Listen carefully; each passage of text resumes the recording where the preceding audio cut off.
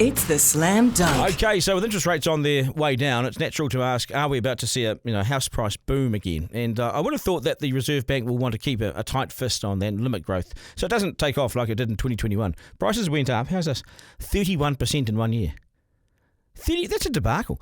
That's because people feared missing out, so they're racing around buying houses. But more and more people miss out on entering the housing market in New Zealand as home ownership rates have significantly dropped from the mid-70% range to now to close to 60%. Of all Kiwis now own their own home, so 40% don't. It's dropping fast, and that's because people are priced out. New Zealand is now a fascinating insight into the haves and have-nots, right? The haves have shitloads.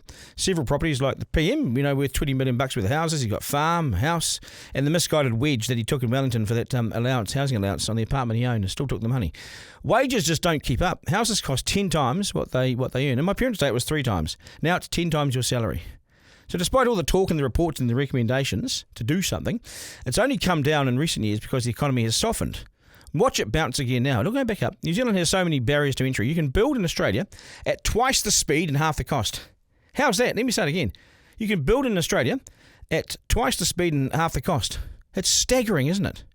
So bad. How do we allow this to stand in New Zealand? Well, we just do. The price of land and building is just sky high in New Zealand. We've allowed land banking, so development is rolled out when the developer wishes, and that keeps the prices high. Arsehole.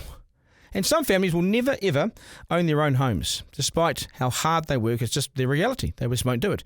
This is a real cause for concern, and how hard do you have to work and still not have an ownership stake in New Zealand? Check out these numbers. This will rock you. Pacifica people in New Zealand. At what percentage do they own their own homes? 20% of Pacific people in New Zealand own a home. 80% do not. They retire and they do not have a freehold house. They must continue to rent in retirement. For Māori, the ownership rate's 35% who own their own homes. 65% of Māori do not own their own homes. So you are a tenant in your own country. And the trend is getting worse and widening. Who wants to live in a country where all the white people have homes and all the brown people are renting? Is that a recipe for social happiness and cohesion, or is it a recipe for a ticking time bomb? What will be done about this? The answer is Jack. The status quo, it always seems to remain, doesn't it? And get worse. Duncan, Garner.